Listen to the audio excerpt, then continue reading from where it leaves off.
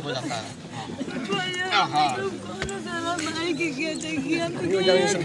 खराब करेगा।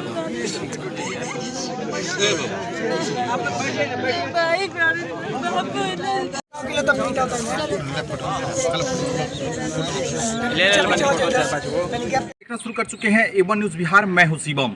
अभी मौजूद हैं सीवान जिला के दरौंदा थाना क्षेत्र के पकोरिया पंचायत के ढेबरे मौजूद हैं। आपको बताते चले कि 3 से 4 रोज पहले यहां पे 3 लोगों की मौत हुई है। 3 लोगों के बीच संदिग्ध हालत में हुई है और इन लोग कई तरह के सवाल भी खड़ा कर रहे हैं कि जहरीली शराब से लोगों की मौत हुई है।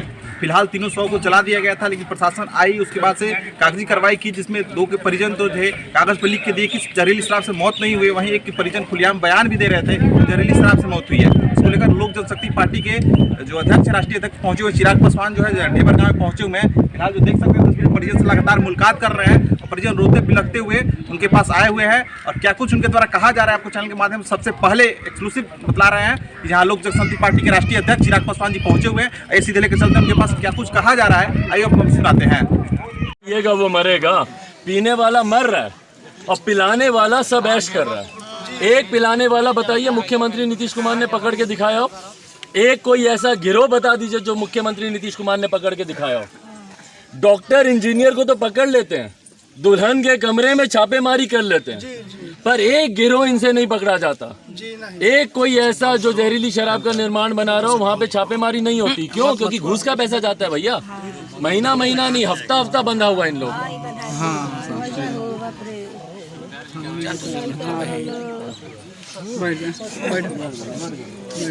में हत्या होगी तो उसको सरकारी नौकरी दी जाएगी। एक हत्या के बाद हमको बता दीजिए कि किसी भी दलित परिवार के किसी एक सदस्य को नौकरी मिली हो। आप डीएम एसपी से डीएम से जाके आप पूछेंगे तो बोलेंगे इसका नोटिफिकेशन नहीं आया। तो चुनाव के वक्त सिर्फ झुंझुना आपको मिलता है दिखाने के लिए। और क्या ये हत्या की श्रेणी में नहीं आता? जहर खिलाकर किसी को मारना हत्या होती है कि नहीं होती है? तो उसी तरीके से जहरीली शराब पिलाकर अगर किसी को मारा गया है तो ये हत्या है, हत्या की श्रेणी में ये आता है।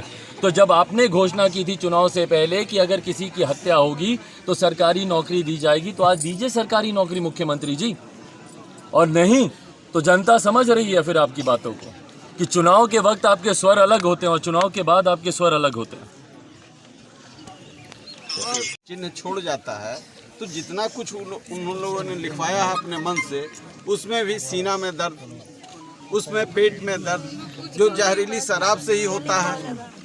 और इसको जब इस तरह के लक्षण आए हैं तो निश्चित तौर से ये इनकी नीयत ठीक होती तो इस तरह के कार्रवाई नहीं करते। ये तो अपराधी का काम खुद मुख्यमंत्री कर रहे हैं। 302 का मुकदमा मुख्यमंत्री पर चलना चाहिए।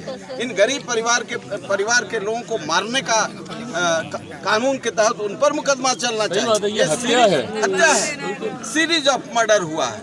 इसलिए इन मजलूम बच्चियों का क्या होगा, इन परिवार का क्या होगा?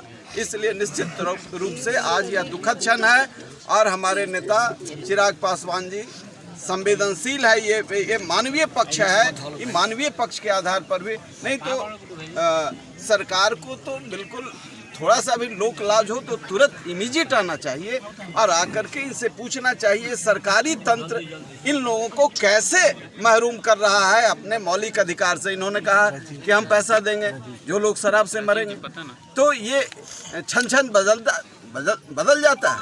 या गरीब को नहीं देना है या किसको नहीं देना है? ये नौकरी देने की बात उन्होंने कही। उन्होंने कहा कि हम मुआवजा देंगे और जो लोग दोषी होंगे उनको दंडित करेंगे। दोषी ये हैं तो लाचार लोग, गरीब लोग, पीड़ित लोग को पुलिस अपने ताकत से जो अवैध कमाई करोड़ों करोड़ कर रहा है उन लोगों को बचाया जा रहा है और ये गरीब लोग जो बिलख रहे हैं, जिनका भविष्य अंधकार में है, उसको मारा जा रहा है। इसलिए 302 का मुकदमा इन सारे लोगों पर चलना चाहिए और इन लोगों को बचाना चाहिए।